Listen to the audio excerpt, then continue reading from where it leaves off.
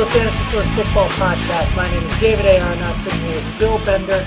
Week 1 was, in the cliched term, a barn burner. I believe there were the most passing yards of any week in NFL history was Week 1 of the 2011 season. This week we have a lot of high-powered offensive games appearing to be on the slate. That makes them fantasy relevant.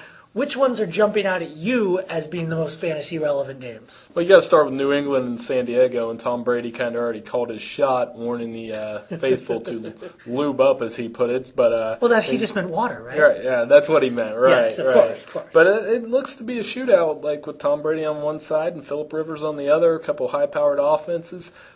I'd say just about anybody and everybody, even Chad Ochocinco, might be in play this week. Now, that's what I was going to ask you, is that a huge percentage of the Patriots' plays in Week 1 were double tight end, 2 wide receivers, 1 running back, and Ochocinco just wasn't on the field. Right.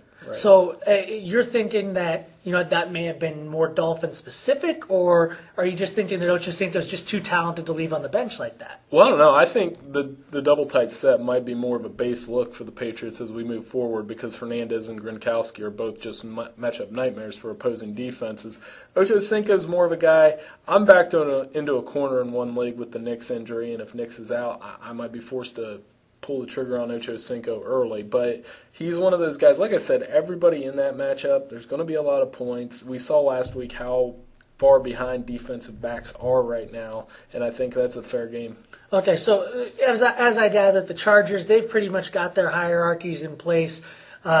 If the Patriots have their hierarchy in place, it's not necessarily good news for people like me and perhaps like you, who drafted Ochocinco relatively early in the draft, thinking that you were getting a guy who would be one of the top two receivers on that team.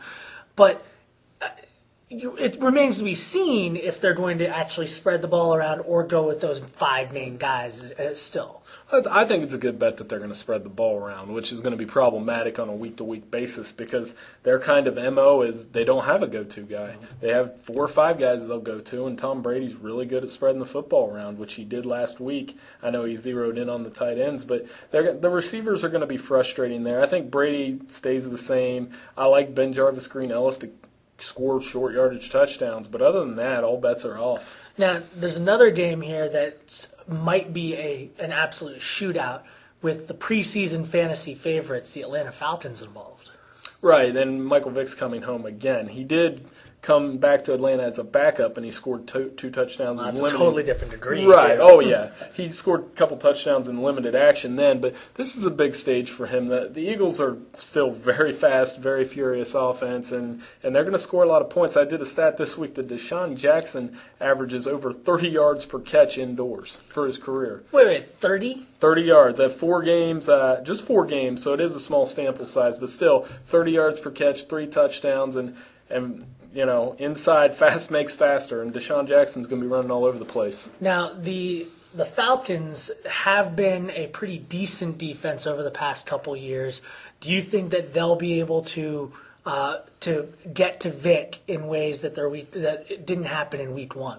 I'm not so sure. I think their best bet is to try to control the clock with Michael Turner on the other end. He had 100 yards against the Bears last week. They're going to, Roddy White's going to be having Nnamdi Asomugha on him, so that could be a problem.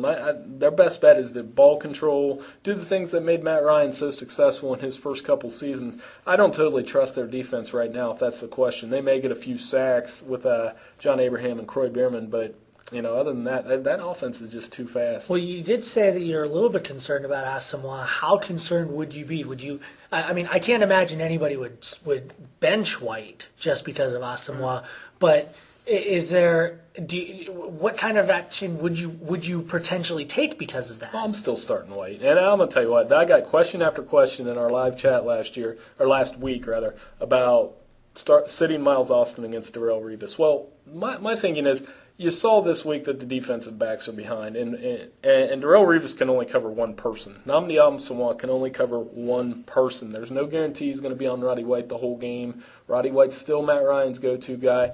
I trust the receiver. This is a year where I'm not as worried about that notion of a lockdown corner. So those are probably the two highest profile, high scoring games out there. Any other ones that you're seeing that you think will be fit that fantasy owners might be able to find a little bit of leverage in? I think the Saints might be an opportunity, considering that their top two receivers might actually be out. Yeah, the Saints and Bears is going to be an interesting game. Obviously, Brian Urlacher with his mother passing away, that's awful news for him. But that he probably will play, is my guess. And their defense looked really good against the Falcons, whereas the Saints' offense, even though they lost against the Packers, they looked really, really good. And we know how good Drew Brees is in the Superdome. So I'm still starting Drew Brees. I will start those receivers too. Again, though, you're looking at a hit or miss. It's always been hit or miss with Devery Henderson. Right. I mean, I wouldn't make him my number one receiver this week, not. but I mean, I think he's definitely worth a wide receiver to play, right? Well, if you're throwing the darts, you throw them with the good teams, and the Saints are a team where you can start Robert Meacham, Devery Henderson, and even Lance Moore if he goes. I think they're in play as wide receiver threes. Now, I know that you're a Packers fan, but against the Panthers, what are you setting their over/under on points at? Well, there's going to be points on both sides. I think. So you do believe in Cam Newton being better than we all thought he was, but even better perhaps than what you would expect of him if you're just being totally rational. Well, I did the projection on Fantasy Source this week, and I got it at 38-24. Vinny Iyer in his weekly picks column had it 38-17. I think Green Bay's offensive machine will score points down here. I think Carolina's going to be pretty fired up. Cam Newton looked pretty good. He's a guy, I'm telling you.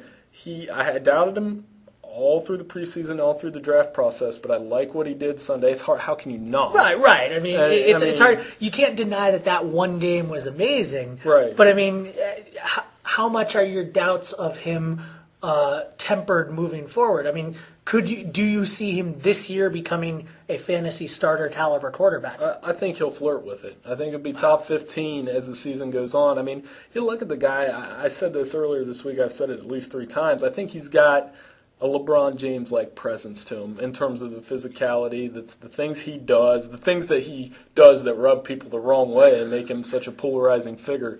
But in time, it's there. I mean, they obviously need some talent. They need some help at receiver. I mean, the Packers have cornerbacks that can run with Steve Smith. But the key with Cam Newton, I think, for fantasy owners is not to overreact after each week, because it is a process, and it will be a process with Andrew Luck and every other big-name quarterback that rolls into the NFL. Words of wisdom from Bill Bender. Bill, thanks for joining us. Thank you.